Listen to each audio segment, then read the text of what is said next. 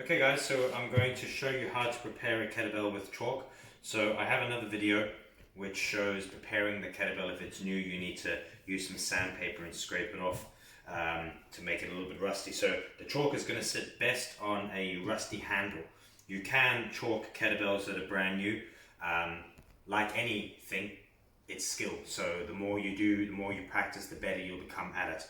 So you can use blocks of chalk, or you can use this type of chalk here. There's many different ways to chalk a kettlebell, and kettlebell experts will have different techniques that they use.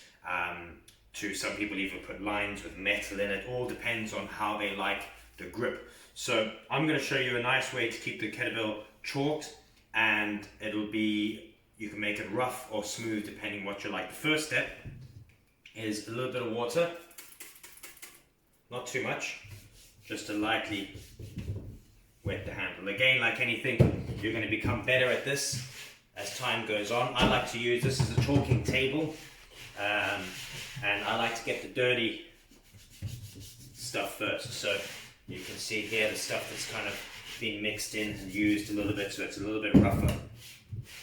So we're trying to get a bit of a rough base on the handle to begin with. If you're just caking it on, you don't kind of grab your chalk and just press it on. We just use very small bits to begin with, and you can see I grind it in. Grind it in.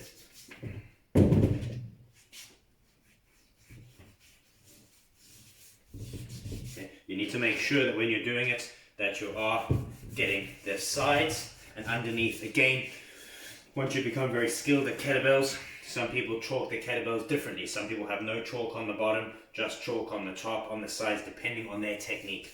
That's a little bit technical right now, so I'm just going to chalk the whole handle for you. So once we start to get a bit of a base on it, okay, like so. So that's a little bit rough, but it's it's still quite smooth. So now we can decide, if I keep layering chalk in and grinding it in, I can make it smooth with long, smooth strokes. So to give you an example, if we come in a little bit closer, and here, I can put the chalk on here, down, and now, you see, it's starting to make it smooth. Okay, so I can start to then, here, put it in, and then smooth it over. So this is going to be someone who likes the handle smooth, okay? So that's now very smooth. So somebody who likes the technique to slip through. Now, if I prefer my handles like sandpaper, really, really rough. So a trick, a little bit of water, a little bit of chalk. Okay, and then we grind it in. You see very short, sharp movements here. Again, this is a skill, guys. I've been doing this for over 10 years, chalking kettlebells almost every day. Okay, and now you see here, it's grainy. Now it's becoming like sandpaper. Okay. You'll always know my kettlebells because they'll be really sandy, rough. So this is an important skill to learn. You have to practice on yourself. And in kettlebell sports, anybody that's competed will know that you don't let anybody chalk your handle, because you have to have someone who you trust, who knows how to chalk. Because when you're in competition, you're in the warm-up area and you're preparing, you're having to line up. The kettlebells that you're going to use are on a platform, they're behind on the competition platform. So you have to have your training partner prepare your kettlebells for you. So what you want to do is you want to practice it, and then if you're training with a group of friends, you need your friend to practice chalking the kettlebells for you, because you become very good at chalking the kettlebells. That's great in training, you can use them for yourself, but in competition it's going to be very rare that you're going to get to chalk your own kettlebells. And particularly at a higher level competition, there won't be time, you won't be allowed around the back to the platform area, because they'll have you ready to go on.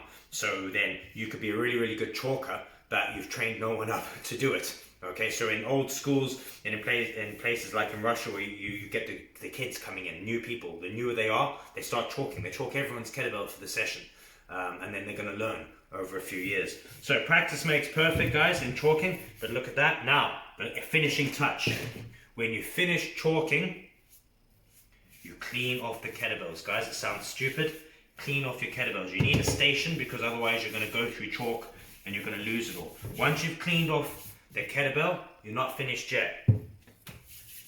Clean it off. Now, usually I make sure it's clean. It's a silly mistake where people put the kettlebell on chalk, they don't clean it off, they go pick it up, chalk goes in your eyes. If there's chalk stuck around the bottom of the handle that you haven't cleaned off, during the set that falls down, goes into your eyes. So once you've chalked it up, you want to clean it all off, and voila, you're left with a thing of beauty.